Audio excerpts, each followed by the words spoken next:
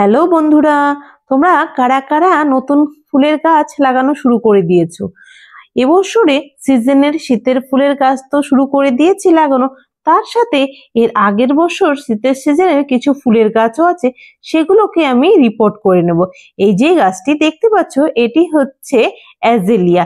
এর আগে অনেক ফুল ফুটেছে অ্যাজেলিয়া, কিন্তু গাছটি অনেকটাই কেমন শুটকো শুটকো হয়ে গেছে, ঠিক মতো খাবার দাবার পড়ছে না বা মাটিটাও চেঞ্জ করছি না, যেটি ছোট্ট টবে ছিল। তো আজ মনে হলো যে অনেকদিন থেকেই তো গাছটি এভাবেই পড়ে আছে, তো শীত চলে আসছে না, এখন ফুল ফুটবে, তাই মনে হলো গাছটিকে একটি রিপোর্ট করে নিই। এর আগের বার আমি পাতা পচা সার দিয়ে লাগিয়েছিলাম, এবার এই গাছটিকে রিপোর্ট করে নেব। রিপোর্ট করে যেইভাবে নর্মালি আমি একটা ছোট টবে নিয়েছি, আর মাটিটা আগেই রেডি করা ছিল। নর্মালি শীতের মাটি যে 1 বছর আগের থেকে আমার রেডি করা থাকে, যেরকম হাড় গুঁড়ো, সিংক যে সবকিছু দিয়ে, নিমখোল সব দিয়ে যে মাটিটা আমি রেডি করি, সেভাবে রেডি করা ছিল।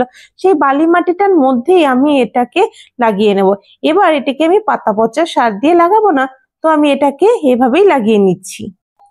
আশা করছি এই গাছটিতে খুব তাড়াতাড়ি ফুল পাবো এবছরে।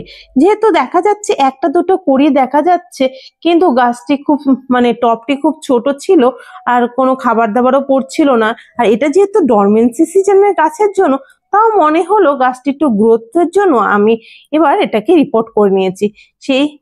সেই কাজ আমি এটাকে তো রিপোর্ট করে নিলাম। তো অ্যাজেলিয়া নয়, আমার বাগানে এর আগের বছরে কিছু শীতের সিজনের ফুল আছে, যেমন চন্দ্রমল্লিকা। চন্দ্রমল্লিকাও আছে, এর আগের দেখিয়েছিলাম চন্দ্রভোগের ডাল থেকে আমি কি করে নতুন গাছ চারা করেছি। এবছরও সেরকম ভাবে করে নিয়েছিলাম, কিছু চারা আছে চন্দ্রমল্লিকার। এছাড়া নতুন গাছ আছে, তার সাথে সাথে পুরোনো গাছগুলোকে পরিচর্যা করতে হয়। এই যে দেখতে পাচ্ছ ফুলের কড়িগুলো, এটা এটা হচ্ছে পিঙ্ক কালারের অ্যাজেলিয়া। ভাবছি আরো কিছু গাছ এভাবেই রিপোর্ট করে নেব।